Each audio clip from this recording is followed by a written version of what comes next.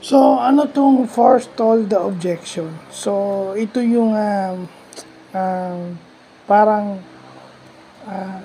ni-raise mo yung objection and then ika-counter mo. Kasi sa sales, merong mag-o-object. So, as a salesperson, alam nila kung may mag-o-object. Nire-raise nila yung objection and then they counter it. Di ba?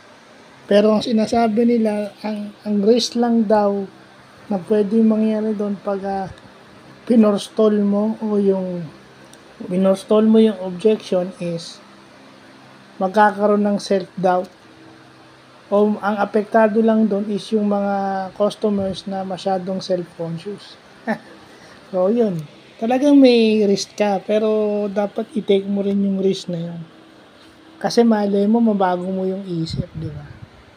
Mapaniwala mo sila dun sa product. So, yun yung mga sales technique na dapat alam natin. At dapat alam natin at alam natin ginagawa. Kaya pala may mga, kahit yung naglalako lang dyan, at saka yung mga nagtitinda sa palengke, di ba? Inobject sila nung bumibili and then nag-raise sila ng ano. So, yun pala yun. Pangkaraniwan nangyayari yan kahit sa palengke, kahit dyan sa sari-sari store, nangyayari yan eh. Nangyayari yung mga ganyan.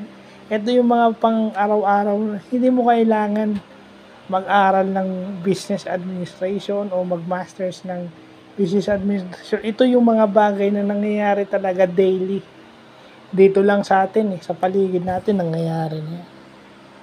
So, ni-raise yung objection and then kinounter yung objection hanggang sa mapaniwala dun sa product. It came from kasi forestall Ibig sabihin ng for is bago. Bago itigil. So, bago ka i-object, counter mo na. So, yun lang po.